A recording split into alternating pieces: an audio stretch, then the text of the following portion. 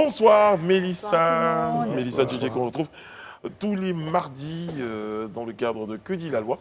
Et aujourd'hui, notre Que dit la loi nous parle du droit à l'image. Qu'est-ce que c'est le droit à l'image, Mélissa? Bonsoir. Alors, le droit à l'image, qu'est-ce que c'est? On parlait tout de suite des jeunes, par exemple, là, qui étaient pris en photo.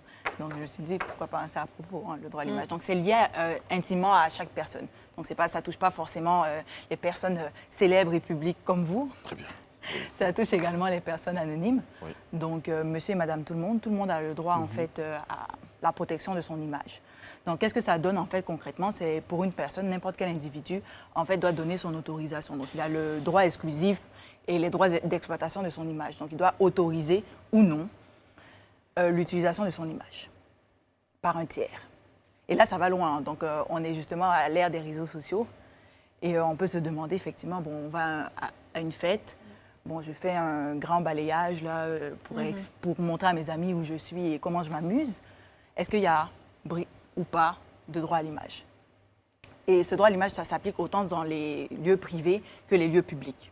Donc, par exemple, justement, prenons le cas de la fête, il ne faut pas qu'une personne, normalement, puisse être identifiée en gros plan, ou ça va même plus loin, hein, être identifiable en agrandissant, par exemple, l'image, ou en cercle, ou même être reconnaissable. C'est-à-dire que moi, je pourrais être de dos. Si des personnes sont capables de m'identifier ou de me reconnaître, je peux faire valoir mon droit à la protection de mon image. Donc, comment ça fonctionne en général, c'est que normalement, je vais commencer par demander le retrait ou que ça cesse. Donc, il y a par contre des exceptions à cette protection-là. Il faut qu'on s'entende. Hein.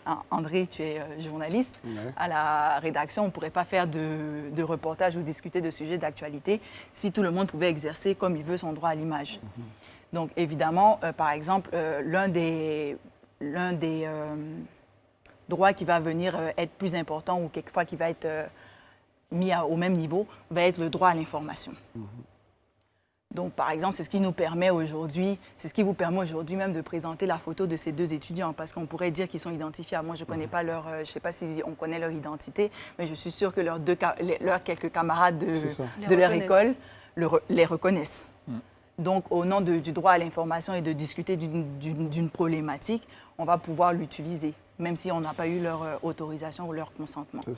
Donc, ensuite, vous devez connaître, hein, vous êtes des personnalités publiques, donc il y a une limite au droit, une limite de votre droit à l'image. Donc, les personnes vont pouvoir, on peut l'utiliser dans certains contextes, heureusement ou malheureusement. Mais tout est aussi une question, il faut préciser, une fois qu'on donne son autorisation, par exemple, un droit d'image, il faut qu'elle soit expresse et particulière pour un objet précis.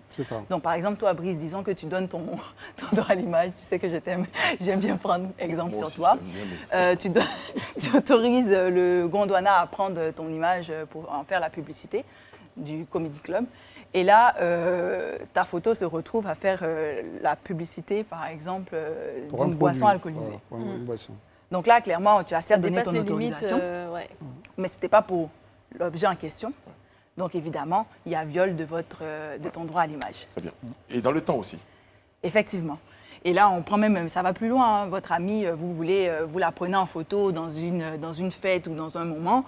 Bon, elle peut consentir au fait que vous voulez avoir un souvenir de ce moment, mais elle n'a pas forcément consenti à ce que vous la mettez sur les réseaux sociaux, par exemple. L'exploitation publique de cette photo, peut-être. Et c'est bien le cas des influenceurs, c'est pour ça que c'est important de bien baliser en fait, les contrats lorsqu'on rentre en négociation ou en partenariat avec des agences. J'ai fait une publicité il y a 5 ans pour quelqu'un, et puis ça devait durer 1 an.